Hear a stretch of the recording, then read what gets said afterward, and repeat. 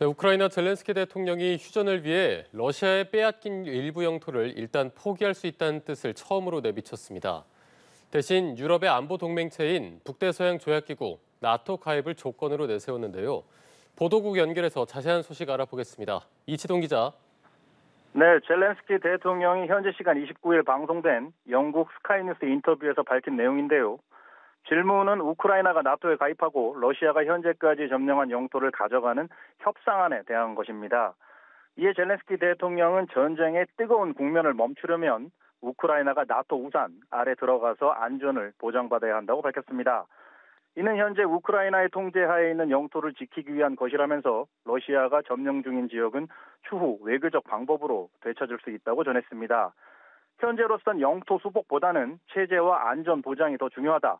그러니까 러시아의 침공이 재발하는 걸 막는 게 최우선 과제라는 의미로 읽히는데요. 젤렌스키 대통령은 관련 협의가 빠르게 진행되길 희망한다고 덧붙였습니다.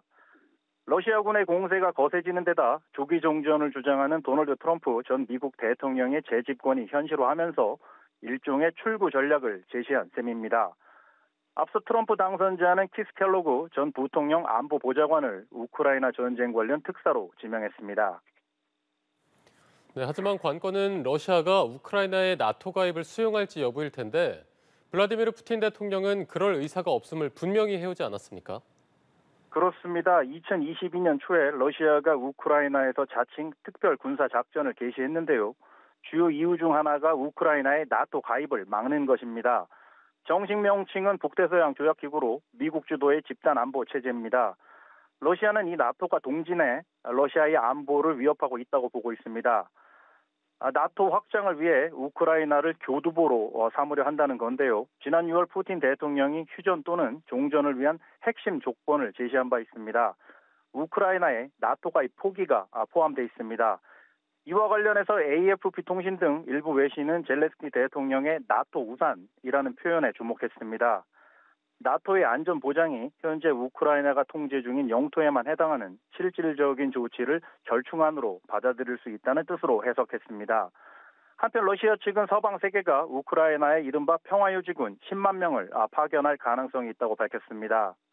이를 통해 영국, 독일, 폴란드, 루마니아가 우크라이나를 분할, 점령할 계획을 세웠다고 러시아 대외정보국이 성명에서 주장했습니다. 그러면서 나토가 전장에서 러시아의 전략적 패배를 가할 가능성이 작아지자 우크라이나 분쟁을 동결하려 하고 있다고 덧붙였습니다. 네, 우리 정부의 우크라이나 지원 문제에도 관심이 쏠리는데요. 군사 분야 외 지원을 위해서 대규모 차관을 제공했다고요. 데니스 슈미알 우크라이나 총리가 한국 정부에서 1억 달러, 우리 돈 약 1,400억 원 규모의 차관을 지원받았다고 밝혔습니다. 이는 파트너 국가로서 한국이 우크라이나의 사회 부문을 지원하기 위해 제공한 첫 예산 지원이라고 설명했습니다.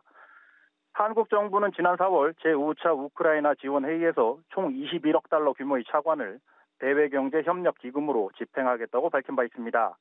차관의 조건은 20년 만기의 유예기간 5년, 이자율 연 1%입니다. 아울러 이번 주 우크라이나 국방부 장관이 이끄는 정부 특사단의 방안에 윤석열 대통령과 면담했는데요. 우크라이나 측은 한국과의 협력을 강화해 나가길 희망한다면서 최근 현지 상황과 북한군 동향에 대해 설명한 것으로 알려졌습니다. 지금까지 보도국에서 전해드렸습니다.